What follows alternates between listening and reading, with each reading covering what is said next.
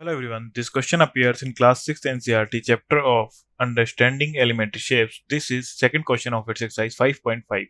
So the question says that let PQ be the perpendicular to the line segment XY. Let PQ and XY intersect in the point A. What is the measure of angle PAY? So हमारे पास दो lines हैं PQ and XY.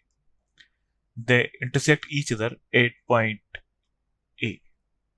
So हमें find out करना है angle PAY. So PQ perpendicular to XY. So PA also perpendicular to AY. So